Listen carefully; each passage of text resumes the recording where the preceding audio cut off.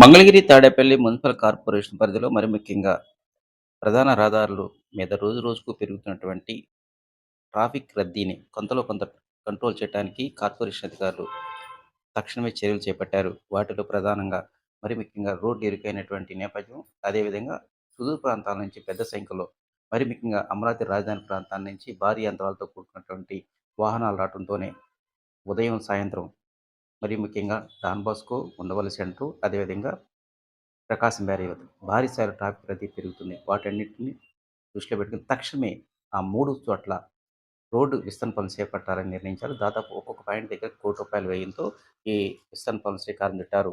ఇక మంగళగిరి నగర ప్రాంతంలో కీలకమైనటువంటి నవలూరు, ఎర్రబాలెం, మంగళగిరి ప్రాంత ప్రజానీకానికి మాత్రం ఈ డాన్ బాస్కో ఎదురుగా భారీ స్థాయిలో సర్కిల్ కడుతున్న నేపథ్యంలోనే ఇక ఎలాంటి ఇబ్బంది లేకుండా రాకపోకలు కొనసాగించడానికి మాత్రం వెసులుబాటు కల్పించారు. మంగళగిరి తాడేపల్లి మున్సిపల్ కార్పొరేషన్ అధికారులు నిర్మాణం చేపడుతున్నటువంటి ఈ జంక్షన్ ప్రక్కనే ఆనుకొని కూతవేడి దూరంలోనే ఎంతో కీలకమైనటువంటి E13 అంటే మంగళగిరి మండలం నీరుకొండ దగ్గర నుంచి ఎయిమ్స్ ఉత్తరం వైపు ద్వారా వెళ్తున్నటువంటి ఎలివేటెడ్ క్యారిడార్ రోడ్డు సంబంధించినటువంటి ఆర్ఓబి అంటే రైల్వే ఓవర్ బ్రిడ్జి నిర్మాణ పనులు కూడా త్వరలోనే ప్రారంభించనున్నారు. దీంతో అసలు రానున్న కొద్ది కాలంలో మంగళగిరి నగరంలోనే అత్యంత రద్దీ కలిగినటువంటి ప్రదేశం అంటూ ఏదన్నా ఉందంటే బహుశా ఈ డాన్ బాస్కోనే మారనున్నది. కారణం ఈ డాన్ బాస్కో స్కూల్కి ప్రక్కనే కీలకమైనటువంటి హోటల్స్ ఉన్నాయి. అదేవిధంగా అటు కాలేజీకి సంబంధించినటువంటి అమరావతి ప్రాంతానికి చెందినటువంటి విద్యార్థులు కావచ్చు, ఉద్యోగస్తులు కావచ్చు, అందరూ ఈ పాయింట్ దగ్గర స్టాగ్నేట్ అయ్యే అవకాశాలు ఎక్కువగా ఉన్న నేపథ్యంలోనే వీటన్నిటిని దృష్టిలో పెట్టుకొని ఈ జంక్షన్ దగ్గరే సిగ్నల్ పాయింటు, అదేవిధంగా రోడ్ ఎక్స్టెన్షన్ సంబంధించిన సర్వీస్ రోడ్లు అన్నీ ఏకకాలంలో నిర్మాణ పనులు చేపడుతూ ఉన్నారు.